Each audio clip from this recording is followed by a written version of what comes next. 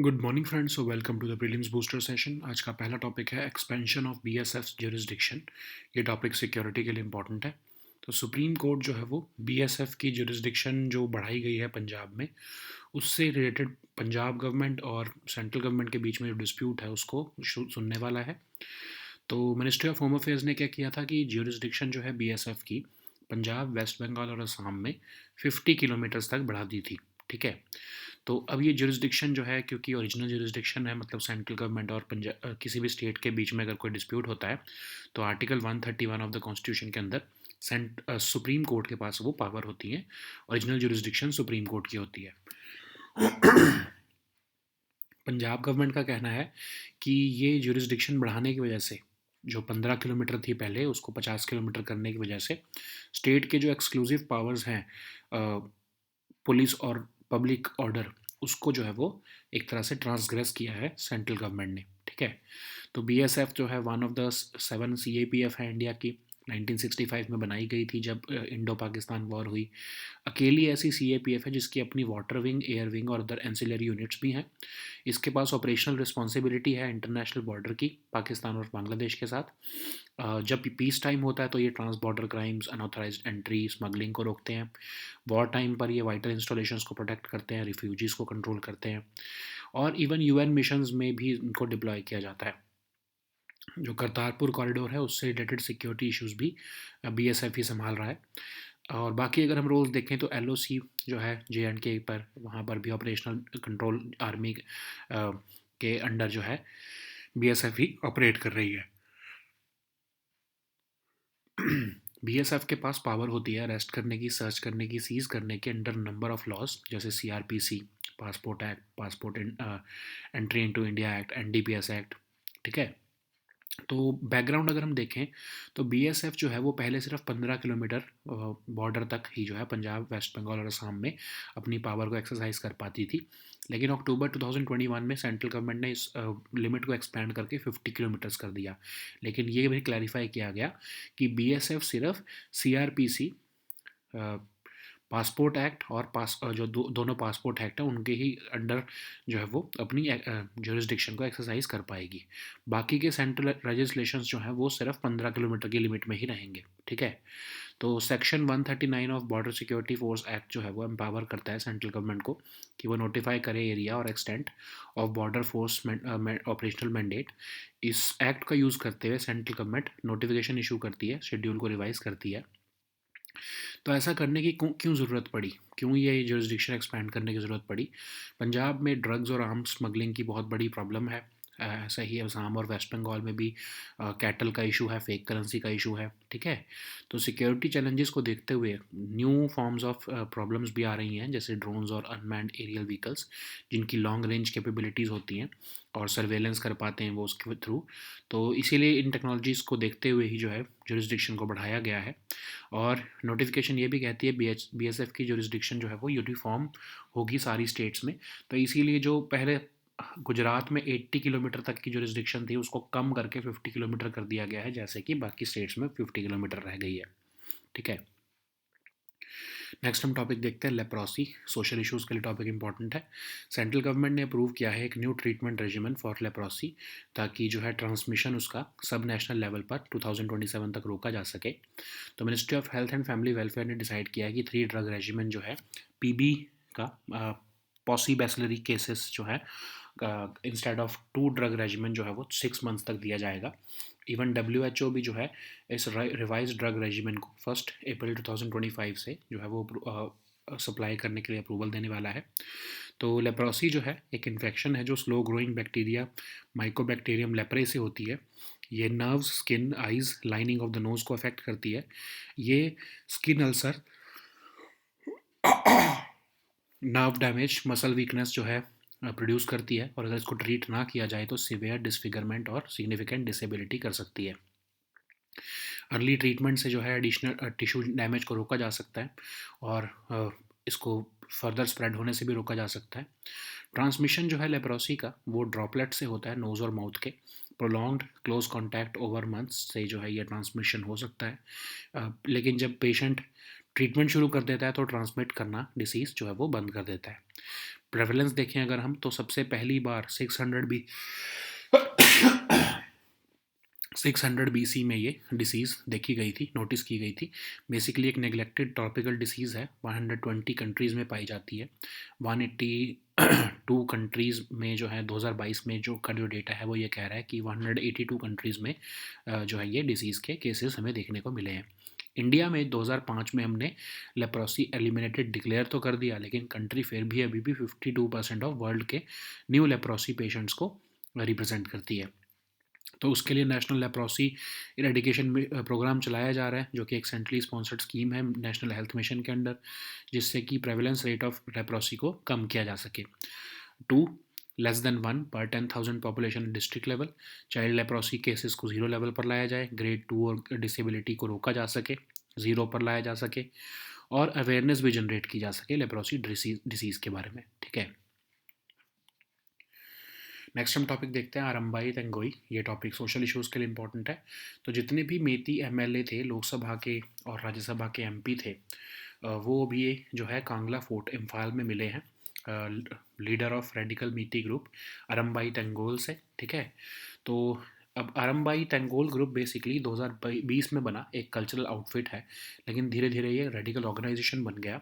One of the 2 hardline Meitei organisations है ये, और इन्होंने अपने आप को आर्म कर लिया। मेंबरशिप इनकी बहुत तेज़ी से बढ़ी ड्यूरिंग द कन्फ्लिक्ट, और इन्होंने अक्यूज़ किया क्यूकी ग्रुप्स को और सिक्योरिटी एस्टेब्लिशमेंट को कि ये मिलकर जो है वायलेंस कर रहे हैं।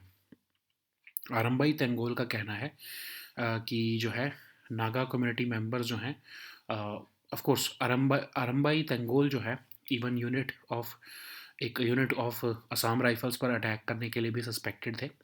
तो ये ग्रुप जो है, इन्होंने क्यों बुलाई ये मीटिंग, उन्होंने कहा कि आरंबाई तेंगोल की मीटिंग में कहा गया कि हमारी कुछ डिमांड्स हैं कि कुकीज़ को एसटी स्टेटस से हटाया जाए, जो मिज़ोरम में जो है रिफ्यूजीज़ रह रहे हैं उनको डिपोर्ट किया जाए, बॉर्डर फेंसिंग की जाए, असम राइफल्स की जगह कोई और पैरामिलिट्री फोर्स लगाई जाए, सस्पेंशन ऑफ ऑपरेशंस जो एग्रीमेंट हुआ है सेंट्रल और कुकी मिलिटेंट ग्रुप्स के बीच में, उसको सस्पेंड किया जाए या रिवोक किया जाए।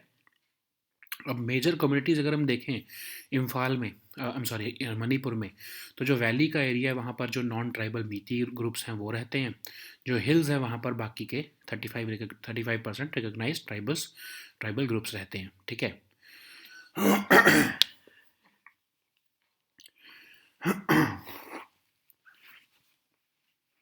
अब वायलेंस क्यों हुआ मणिपुर में, ये तो हमें याद ही है कि मणिपुर के हाई कोर्ट ने डिसीजन दिया कि स्टेट जो है वो एसटी स्टेटस दे मीटी कम्युनिटी को। इसकी वजह से जो एक्चुअल में जो हिल्स पे जितने भी एसटी स्टेटस के लोग रहते थे, वो जो है उसमें उनके साथ वो वायलेंस की एक स्थिति उत्पन्न हुई, और जो है ये स्टेट में वायलेंस शुरू हो गया। नेक्स्ट हम टॉपिक देखते हैं स्मार्ट रिंग्स। ये टॉपिक आपके साइंस एंड टेक के लिए इंपॉर्टेंट है। तो स्मार्ट रिंग्स जो हैं टाइनी होती हैं, बट बहुत ही इंपॉर्टेंट वेरिएबल्स हैं जो कि हेल्थ ट्रैकिंग को जो है करने में इस्तेमाल की जा सकती हैं। तो जैसे आपके स्मार्ट वॉचेस होती हैं, वैसे ये स्मार्ट रिंग्स होती हैं, इसको फिंगर में पहनते हैं। हेल्थ स्टैट्स को मॉनिटर कर सकती हैं, एडवांस सेंसर्स होते हैं, स्ट्रेस लेवल्स तक को भी मॉनिटर कर सकती हैं। कुछ स्मार्ट रिंग्स तो जो हैं वो जेस्चर कंट्रोल और हैप्टिक फीडबैक भी जो है वो के फीचर्स भी देती हैं। ये स्मार्ट रिंग्स जो हैं कॉन्स्टेंटली हेल्थ मॉनिटर करती हैं, पर्सनलाइज्ड एक्सरसाइजेज भी इवन रिकमेंड करती हैं, गाइडेड मेडिटेशन भी हेल्प जो है वो रिकमेंड करती हैं। इवन कॉन्टैक्टलेस पेमेंट जैसे फीचर्स एनएफसी का यूज़ करते हुए जो है इससे फैसिलिटेट किए जा सकते हैं। नेक्स्ट हम टॉपिक देखते हैं national financial reporting authority. Governance के लिए टॉपिक इंपॉर्टेंट है। तो नेशनल फाइनेंशियल रिपोर्टिंग अथॉरिटी जो है वो बिग 4 ऑडिट फर्म्स को इंस्पेक्ट करने वाले हैं 2024 में। तो एनएफआरए है क्या? एक स्टेचुटरी बॉडी है जो सेक्शन 132 ऑफ कंपनीज एक्ट के अंदर बनाई गई है। एक इंडिपेंडेंट अथॉरिटी है जो कि ऑडिटिंग प्रोफेशन और अकाउंटिंग स्टैंडर्ड्स को इंडिया में रेगुलेट करती है। गोल इसका है कि कंट्री के फाइनेंशियल स्टेटमेंट की क्वालिटी और कंसिस्टेंसी मेंटेन की जा सके। कंपनीज एक्ट के अंदर जो एनएफआरए है उसमें एक चेयरपर्सन होंगे, 15 मैक्सिमम मेंबर्स होंगे जो सेंट्रल गवर्नमेंट अपॉइंट करती है। ये मेंबर्स जो हैं अब एक्सपर्ट्स होते हैं अकाउंटिंग, ऑडिटिंग, फाइनेंस और लॉ के, और एक बार ये मेंबर बन जाएं इंक्लूडिंग चेयरपर्सन, तो ये किसी भी ऑडिट फर्म से एसोसिएटेड नहीं रह सकते और during the term of office और even 2 years after that term. ठीक है। एन एफ आर ए जो है वो अकाउंटिंग और ऑडिटिंग पॉलिसीज़ और स्टैंडर्ड्स के ऊपर रिकमेंडेशन देता है। इवन जो है अकाउंटिंग स्टैंडर्ड्स और ऑडिटिंग स्टैंडर्ड्स की कंप्लायंस की मॉनिटरिंग भी करता है। सर्विस ऑफ द प्रोफेशनल्स की भी क्वालिटी को ओवरसी करता है। इनके पास पावर टू इन्वेस्टिगेट होती है कोई भी मिसकंडक्ट अगर किसी भी मेंबर या फर्म ऑफ चार्टर्ड अकाउंटेंट्स ने किया हो। जैसे कि सिविल कोर्ट के पास जितनी पावर होती है उतनी ही इनके पास भी पावर है। Even power to impose punishment भी है इनके पास। ज्यूरिसडिक्शन जो है जितने भी चार्टर्ड अकाउंटेंट्स हैं, फर्म्स हैं, लिस्टेड कंपनीज़ हैं, अनलिस्टेड पब्लिक कंपनीज़ हैं, उन सब के ऊपर जो है एक्सटेंडेड होती है इनकी। ठीक है। नेक्स्ट हम टॉपिक देखते हैं डिफ़ॉल्ट बेल। ये टॉपिक भी गवर्नेंस के लिए इंपॉर्टेंट है। सुप्रीम कोर्ट ने रिसेंटली कहा है कि डिफ़ॉल्ट बेल जो है वो क्लेम इस ग्राउंड पे नहीं की जा सकती कि अदर अक्यूज के ऊपर जो है इन्वेस्टिगेशन अभी भी पेंडिंग है। ठीक है। तो डिफ़ॉल्ट बेल क्या है? अब आपको पहले पता होना चाहिए कि सीआरपीसी में 3 तरह की बेल होती है, एंटीसिपेटरी, रेगुलर और डिफ़ॉल्ट, जिसको हम स्टैट्यूटरी बेल भी कहते हैं।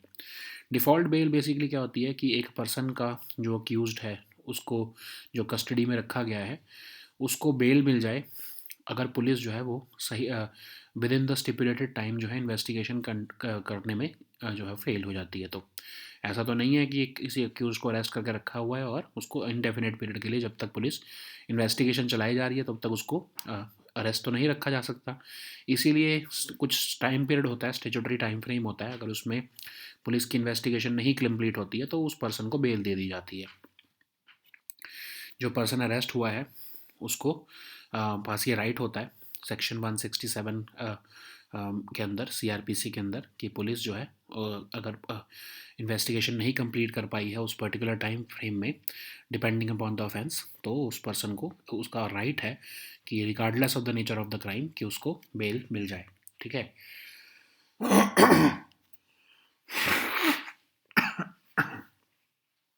जो भी ये स्टिपुलेटेड पीरियड है ये तब से शुरू होता है जब अक्यूज जो है उसका रिमांड ली जाती है पहली बार, और ये चाहे पुलिस कस्टडी हो चाहे जुडिशियल कस्टडी हो उसको भी इंक्लूड किया जाता है। ठीक है। नेक्स्ट हम टॉपिक देखते हैं ग्रंथम इंस्क्रिप्शंस। आर्ट एंड कल्चर के लिए टॉपिक इंपॉर्टेंट है।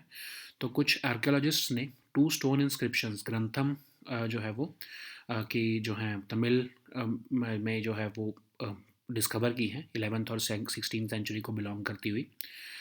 तो ग्रंथम इंस्क्रिप्शंस क्या है? बेसिकली ग्रंथ एक इम्पॉर्टेंट हिस्टोरिकल स्क्रिप्ट है जो कि यूज़ की जाती थी संस्कृत लिखने के लिए through out south east Asia और ग्रेटर तमिलनाडु में। तो ये ग्रंथ का मतलब बेसिकली क्या हुआ, एक लिटरेरी वर्क साउथ इंडिया में बहुत प्रेवलेंट थी।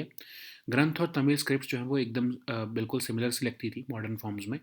तो जो आर्काइक फॉर्म ऑफ ग्रंथ थी जिसको पल्लव ग्रंथ कहते थे उसमें महेंद्र वर्ण उस समय पर महेंद्र वर्मन ने रापल्ली रॉक कट केव में उसका यूज़ किया। ट्रांजिशनल वैरायटी जो है पांड्यंस के टाइम पर जो है यूज़ की गई। मिडीवल वैरायटी जो है वो इंपीरियल चोलास के टाइम पर यूज़ की गई और मॉडर्न वैरायटी जो है लेटर पांड्याज और विजयनगर पीरियड्स में बिलोंग करती है। तो ये तमिलनाडु में पॉपुलर रही अर्ली 20th सेंचुरी तक। कई संस्कृत बुक्स जो हैं वो ग्रंथ स्क्रिप्ट में लिखी गई। आफ्टर इंडिपेंडेंस लेकिन जो है हिंदी व देवनागरी स्क्रिप्ट में इन्फ्लुएंस करने लगी हर तरह का प्रिंटिंग वर्क, और ग्रंथ स्क्रिप्ट जो है वो धीरे धीरे आउट ऑफ वोग हो गई। ठीक है। So now let us see all these topics in English.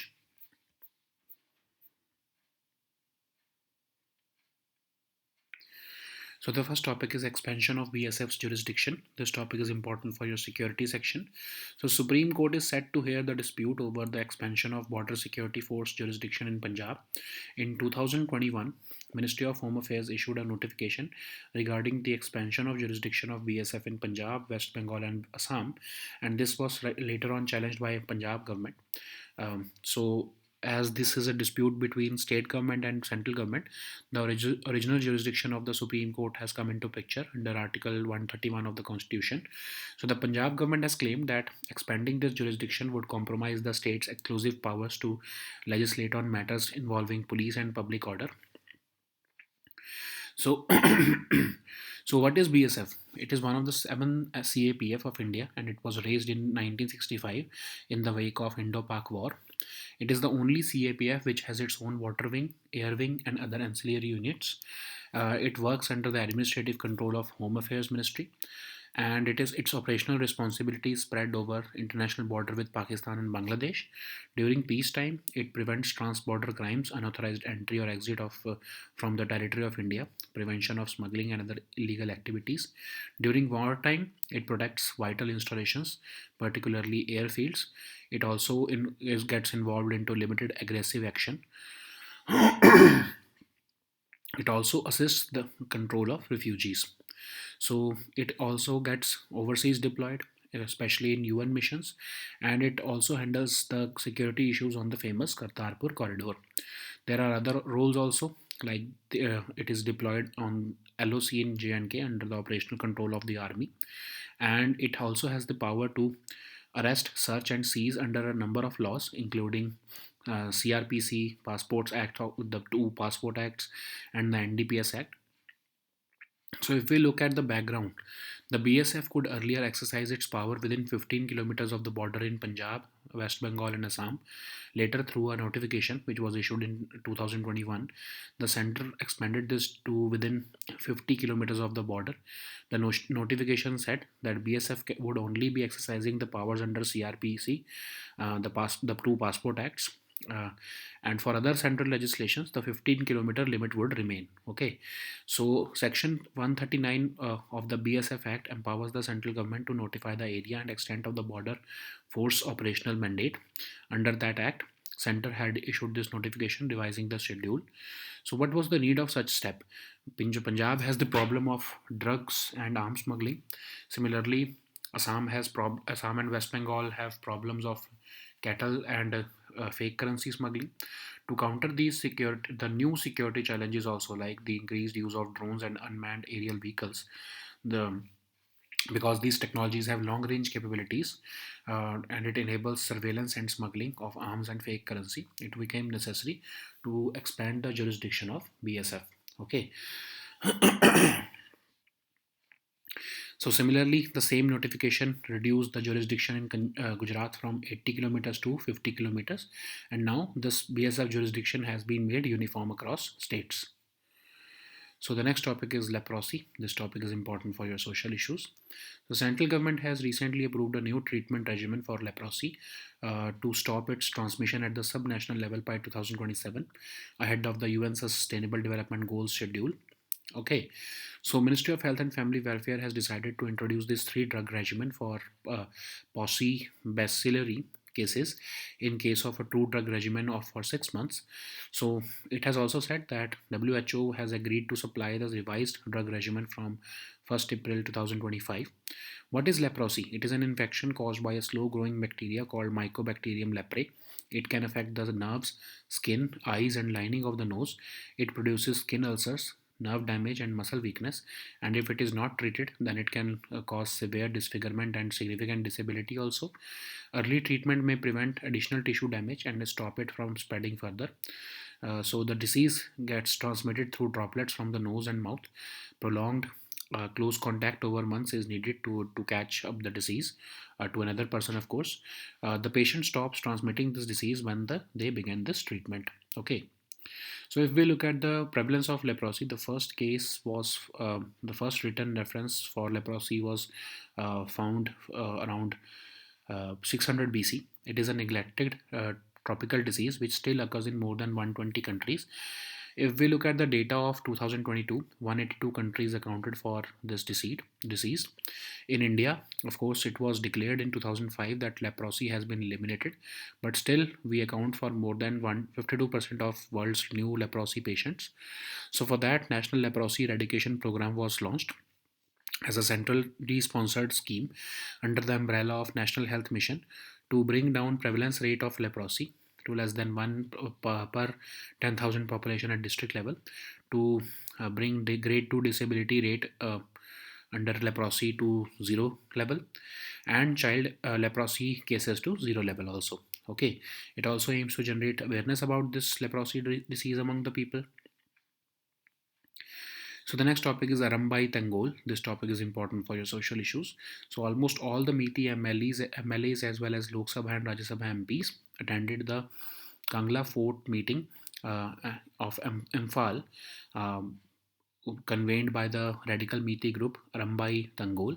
So who are these Arambai Tangol group? So it started in 2020 as a cultural outfit, but soon it transformed into a radical organization. It is one of the two hardline Meeti organizations who have armed themselves, and their membership grew rapidly during this conflict also. So they have been accused by Kuki groups and the security establishment of playing a leading role in this violence. So it was even suspected to be involved in a gunfight with a unit of Assam Rifles before Union Home Minister visited Manipur in June 2023. So, why did the group summon Manipur's political representatives? Because they wanted to discuss the demands, which included delisting of Kukis from the scheduled tribe list, deportation of refugees to camps in Mizoram, border fencing, replacement of Assam Rifles with some other paramilitary group or force, revoking the suspension of operations agreement between the central government and Skurking militant groups. So, if we look at the major communities who are residing in Manipur, then the valley consists of 10% of Manipur's landmass, and it is dominated by Meiteis.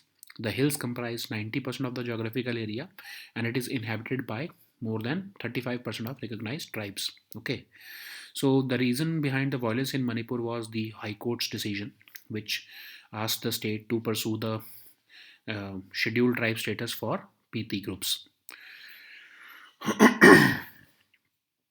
So the next topic is smart rings. This topic is important for your science and tech section. So smart rings are the tiny rings but mighty wearables which are useful in health tracking, and they barely get noticed.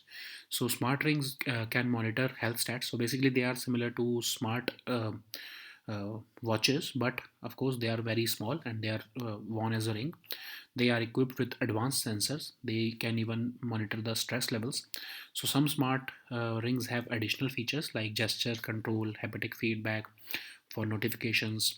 So what smart rings can do is that they constantly health monitor. They constantly monitor the health. They offer personalized breathing exercises also, and they can, if they enabled with NFC, they can also facilitate contactless payment. Okay, so what is the next topic is National Financial Reporting Authority. This topic is again important for your governance section. So, National Financial Reporting Authority is going to inspect the big four audit firms as well as other top auditors of large listed entities in 2024.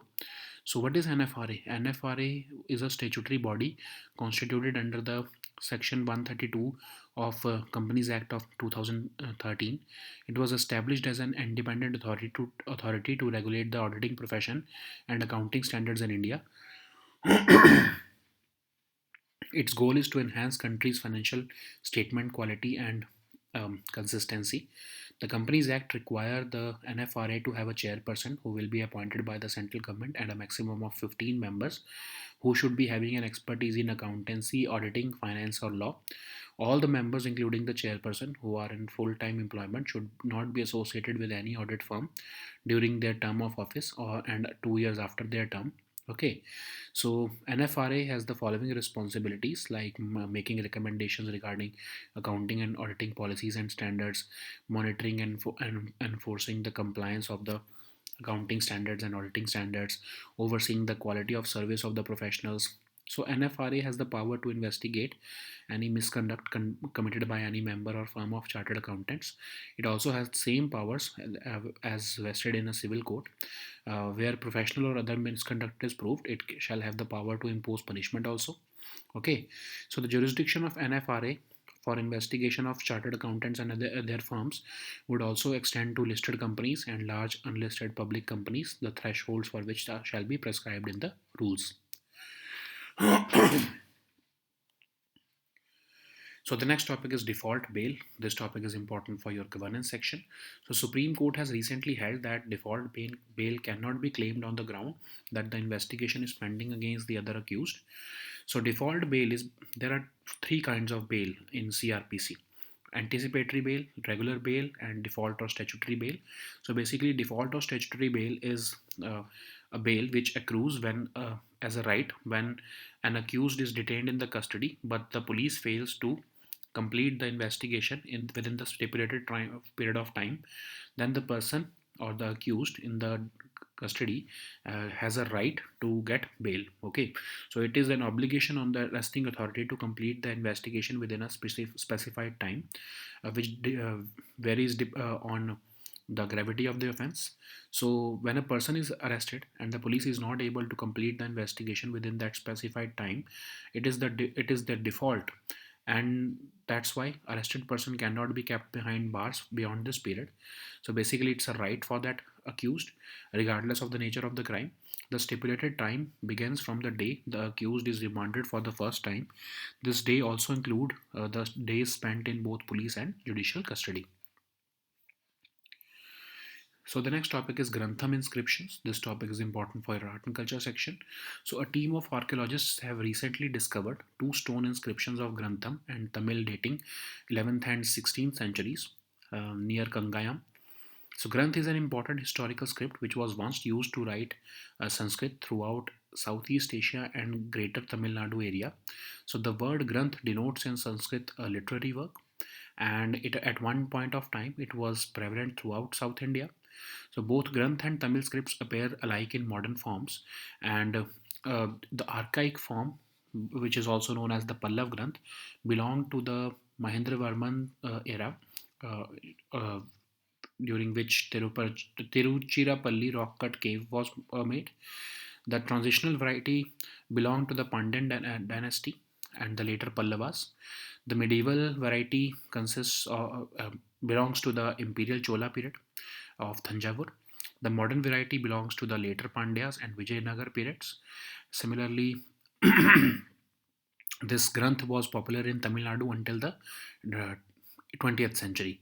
So, after the introduction of printing machines, many Sanskrit books were printed in Grantha script, and after independence, the popularity of Hindi in Devanagari script influenced all printing works, and this Granth script went out of vogue eventually. Okay, so these were our topics for today. We'll meet next time with new topics. Until then, goodbye and take care.